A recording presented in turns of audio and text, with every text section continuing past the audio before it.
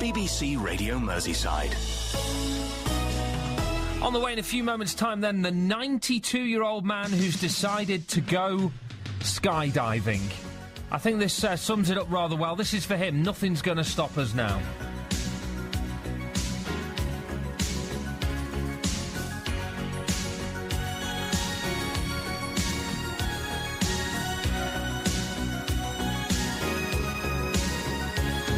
Looking in your eyes, I see a paradise. This world that I found is too good to be true. Standing here beside you, want so much to give you this love in my heart that I'm feeling for you. Let 'em say we're crazy, I don't care about that. Put your hand in my hand, baby, don't ever look back. Let the world around us just fall apart. Baby, we can make it if we're heart to heart. And we can build this dream together, standing strong forever. Nothing's gonna stop us now. And if this world runs out of lovers, we'll still have each other. Nothing's gonna stop us. Nothing's gonna stop us now. Starship, Nothing's Going to Stop Us on BBC Radio Merseyside. 9 minutes past 9. The Southport Flower Show, of course, continues today. Billy Butler will be there live from 9:30. Before that, though, we get some daredevils, don't we, on this programme? My next guest is one of them, that's for sure. Not only was he brave in his 20s, in his early 20s, he's been brave all over again in his early 90s, because Peter Proctor is 92 years old, he's from Southport, and he's going to be skydiving for charity next month, and he's in the studio with me now. Good morning, Peter. Good morning. Great to have you in the studio. We're going to find out a bit more about your skydive in a moment, if that's all right. First of all, let's go back in time, and you tell me a little bit about your early flying career, if you will. Well, I started in 1942 when I went by sea to South Africa, to Durban. Couple of weeks there, and then from there up to southern Rhodesia, Zimbabwe as it is now. Right. And I had 12 months there. First 3 months was ground subjects. Then I went on to elementary flying training on Tiger Moths, and then on to Harvards, North American Harvards, for advanced flying training. And then I got my wings. The proudest time of my life, I think. Yeah, I can imagine. And then I went, I was going up to Egypt then to do operational flying training on Hurricanes. And we went overland from Bulawayo in southern Rhodesia, over the Zambezi by train to the Congo, a ferry trip across the Congo, more road transport to the southern end of Lake Tanganyika.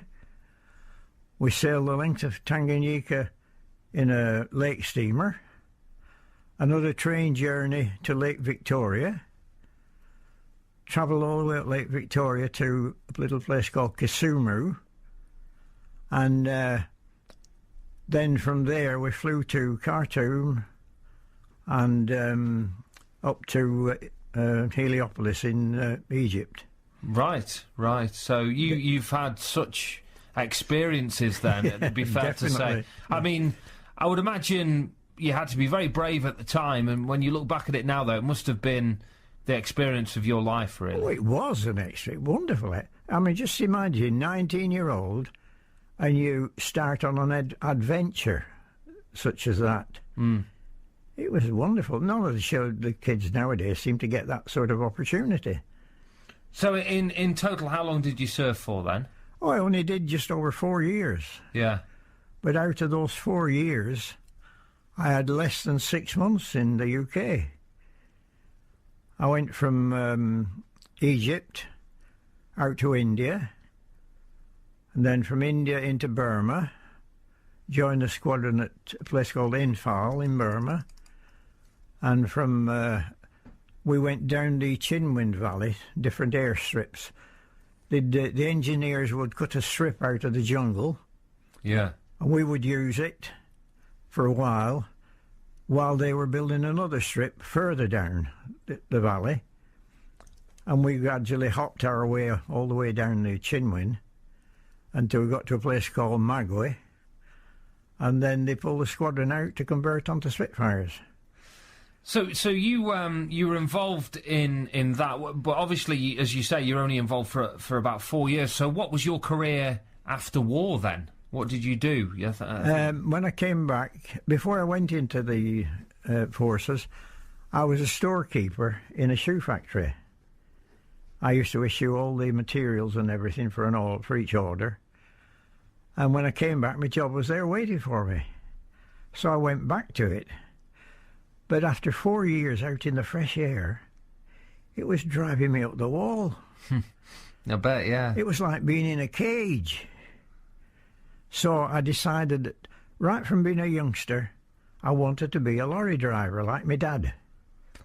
He was a lorry driver for British Rail at Accrington. So I applied for a job. And they said, yeah, we'll find you a job. What they didn't tell me was that they still had horses. This was in 1948. And before you could be a lorry driver, you had to be a carter. I didn't know the first thing about horses. I knew that when they asked me, what do you know about horses? I said, I know they have a leg at each corner. They have a tendency to bite at one end and kick at the other end. And they have to go on the pavement. Right, yes. Anyway, I decided to try it, so I started work Monday morning in the stable. Got a permanent stableman, and he showed me how to put the harness on one of the horses. Tuesday morning, after we cleaned up the stable, we went out in the yard, and he showed me how to hitch the horse into the shafts. And then he walked away. And I said, what am I supposed to do? He said, if you see any full lorries in the shed, pull them out and put an empty one in. Well, imagine me trying to reverse a horse and lorry into the shed. I never even tried anything like that before. Yeah. At the end of the day, I'd succeeded. And as I say, I put it all down on the word process of this, and I put there, I must be a quick learner, because on Wednesday morning, I'd only been in the yard one day, a man came from Manchester, from head office, to pass me out as a carter. Wow. On Thursday morning, I was out in Accrington making collections and deliveries, which I did for a couple of months or so. And then a vacancy came up for a driver's assistant. I applied for that, and I ended up as assistant to my father. So it's been a varied life then, hasn't it? It's been a varied life and a varied career. I've had a wonderful life. It sounds like it, and as I said at the beginning, you're 92. I don't want to dwell on your age, but there is a good reason for me mentioning your age quite a few times, because you've done all of that, you've been through all those experiences. What on earth has made you want to do a skydive at the age of 92? Actually, I saw an advert in the paper, in the local paper, about people asking for volunteers to do one for the Heart Foundation. And I made some inquiries about it, but I had difficulty getting in touch with them. And I didn't get any information from them for 2 or 3 weeks. During that time, I'd seen in one of our magazines that 2 of the ladies were doing a skydive for the RAFA, for the wings appeal. So I got in touch with them, and they welcomed the idea of me doing it. And it's grown from that. Yeah, you've raised, it says here you've raised over £4,000. No, 2,000. Oh, 2,000, Yeah, right. I've been slightly misinformed there, but you've collected for the Royal Air Forces Association for the past 6 years at places like supermarkets. Oh, yes, I have done that, yeah. Right, so this is a cause close to your heart then, for obvious reasons. Definitely. I mean, for the last 6 or 7 years, I suppose, I've averaged between £3,000 and £4,000 every year. Right. And by the time you get to doing this skydive, do you think you'll be nervous, or bear in mind what you've already been through in your life? I don't think it will. People keep asking me, have you done one before? Yeah. And I said, no, I've sat on a parachute for many times. But I've never had to use it, thank goodness. Where are you doing it? It's a little place called Sibson, Subson. Yeah. It's where the Falcons, the skydive people, you know, for the RAF, the one who demonstrate, it's where they do their training. And I shall actually be doing my skydive with one of the Falcons. Okay. So I should be in safe hands with one of them. I'm sure you will be. Unless he starts trying to do any fancy work on the way down. What, tricks? No, you don't want any tricks, do you? No, thank you. Well, listen, you are a better man than me, because I couldn't do it. I'm petrified of anything like that. So when's this happening then, do you know? It's on the 3rd of September. Yeah. I don't know what time yet. We still haven't got that information. Right. You need a video of this, that's for sure. Oh, definitely. You must send I believe they do a video on your way down. Right. Well, you must send me the video, and we'll put it on our page so everyone can have a look at you doing the skydive. Skydive, yeah. The very best of luck. I'm sure you're not going to need it. It's been lovely speaking to you. It's fascinating talking to you. I'm sorry we haven't got more time for more stories, but Peter, I'm just going to give out the address. It's just... That's right, justgiving.com / Peter Proctor Skydive. That's it, yes. So if anyone wants to donate, it's for the Royal Air Forces Association. It's for the Wings Appeal. Yes, and I'm sure it's going to be a great event. It's a very worthy cause, and all the very best. And thank you for coming to see me today, Peter. It's been very good to come. Oh, it's a pleasure to meet you. Thank you. Thank you very much. There you go. As I said, Peter's a better man than I, and good luck to him. What a fascinating guy Peter was. 92 and doing a skydive as well. His Just Giving page is justgiving.com / Peter Proctor Skydive, and he's raising money for the Wings appeal from the RAF Association as well. So that is fantastic.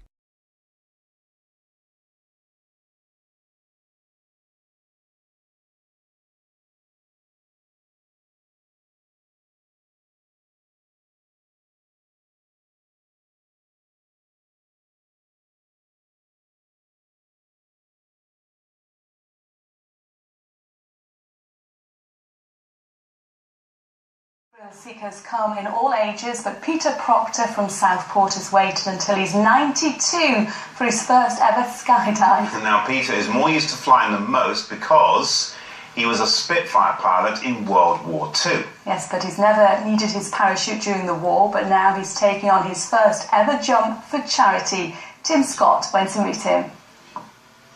2 artificial hips, an artificial knee, and almost a century of memories. Peter Proctor may well be an ex-RAF pilot, but he wouldn't top many people's lists of candidates for skydiving. Peter, though, has other ideas, and next month he plans to fall out of a plane with this lot. The Royal Air Force Falcons Parachute Display Team. You go up to about 13,000 feet. I'm doing it with one of the Falcons. And he'll sit down behind me and I'll be strapped to him. And then you do a 20-second free fall. Well, by the end of that time, you're doing about 100 miles an hour. When was the last time you were in a parachute, though, Peter?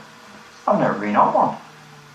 All those years in the RAF, and you never had to... I never had to use one, no. People keep asking me, have you done it before? I said, no, I've sat on a parachute on many occasions, but I've never had to use one. Peter flew Spitfires and Hurricanes during World War II. He was stationed in Africa, Egypt, India and Burma. He still counts 1 or 2 ex-comrades as friends. And despite the conflict, Peter has many happy memories. Covered half the world, more or less, in that time. There's lots of kids these days, they don't get the opportunity to do things like that. A life well lived. Peter's skydive takes place next month. The money he raises will go to the RAF Association, who provide welfare support to servicemen and their families. Tim Scott, ITV News, Southport. And there's more about Peter's charity challenge on our website, itv.com/Granada. Good luck to those RAF boys. I'm biased, I know, In but the Second World War, 92-year-old Peter Proctor flew planes every day. But today, for the first time in his life, he's jumping out of one from 12,000 feet. During his career as an airman, Peter flew Spitfires over Germany, Malaya and Singapore. In his 4 years of flying, he never once had to deploy his parachute. Today, heading up on his Virgin jump, he has nerves of steel. How are you feeling? Wonderful. Not nervous? No, not in the least. Looking forward to it. Peter's raising money for the Royal Air Forces Association, a charity that gives welfare support for servicemen and women and their families. He's jumping in tandem with instructors from the Falcons, the RAF's parachute display team. 11 other people here today are raising money for the association. They've already gathered more than £3,000 in donations. By early afternoon, it's time to take off.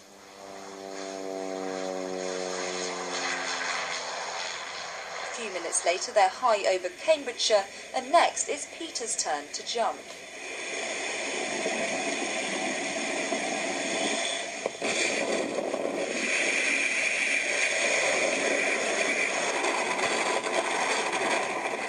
A 5-minute, 120-mile-per-hour flight later, and it's back down to earth. So how did Peter enjoy the flight? Oh, I thought it was wonderful. I mean, it's a bit of a shock when you come out of there, when you get that wind blowing. But it's a marvellous sensation. Did you get a good view or did you not really have time to look? I didn't have time to look. Will you do it again? Oh, yeah, I would do, yeah. Definitely. But it's a wonderful sensation.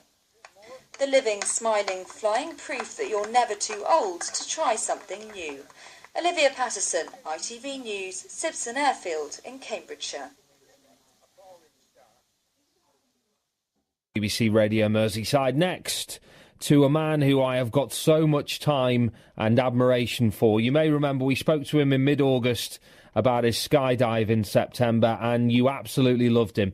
And you'd be glad to know he's successfully been up and down after the skydive. Peter Proctor, he's 92, he's from Southport, he's a former Hurricane and Spitfire pilot in the Far East during World War II, and this week he went up in the RAF Falcons and jumped 13,000 feet. I asked him yesterday how it went. Oh, I thought it was wonderful. I'd like to do it again. What made it so good? Well, I mean, it's so different that when you come out of the aircraft, you're going head first for the ground. Your speed is gradually building up. By the time you he opens the parachute, you're doing about 120 miles an hour. And then, where you try to keep your arms stretched out in front and your legs spread behind you. But the air pressure is so much, it was pushing my arms back all the time. So take me through the process then on the day. I mean, you had to, obviously, you went up in the plane. You'd had quite a lot of publicity. You're 92. Mm-hmm. How did you feel? Did you feel any nerves? You certainly didn't look nervous when you came in to see me a few weeks before. Well, I wasn't nervous at all.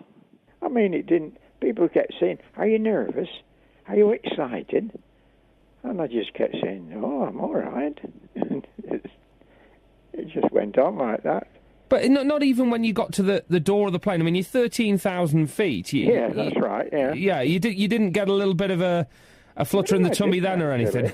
I mean, I can't understand it myself why, but you see, when you got on board the aircraft, and there's no seats on the plane, you sit on the floor. Yeah, so it's a bit uncomfortable. Well, it wasn't all that comfortable, no. But I mean, to begin with, we went out to the aircraft, and they put this harness on me, ready for the jump, and I could hardly walk. There was straps tightened up here, there, and everywhere under your legs, and I was waddling towards the aircraft. I got there eventually, and the aircraft is about 4 foot from the ground, and there's a ladder there to get on. I couldn't climb up that ladder. Right. With all that restriction. So the man who was taking me, he was absolutely marvellous. I mean, I'm 5 foot, he's about 6'6". And he said, that's no problem, take that ladder away, turn around with your back to the aircraft. And him and one of the other people, the Falcons, he just grabbed hold of me, lifted me up, sat me on the floor on the aircraft, and dragged me across the aircraft to where I was going to be sitting. There was 3 other Falcons. They were on the floor of the aircraft in front of me. One was a lady, and the aircraft, it didn't have a door on it, it had a shutter that pulled down. And they had this shutter down while we were climbing. And then when we got up to 13,000, they opened the shutter, and there's a rail down the side of the the opening. Yeah. And this woman got up, grabbed hold of this rail, and she's swinging outside the aircraft. Oh, my life. With a handheld camera. Oh, good grief. And she's taking photographs of me there. And the 3 of them just crouched down in the doorway, and they just went 1, 2, 3, and all 3 of them jumped out. But then they pushed me out to the door, and I got my legs dangling outside the aircraft. He told me to grab hold of my harness, on each side. Mm. And doing that, I did that, and suddenly I'm out and dangling, only for a matter of a few seconds before he came out. And then both of us, we just headed head first for the ground. Anyway, eventually, we came down, and I expected a real jerk when the chute opened, but it wasn't all that bad.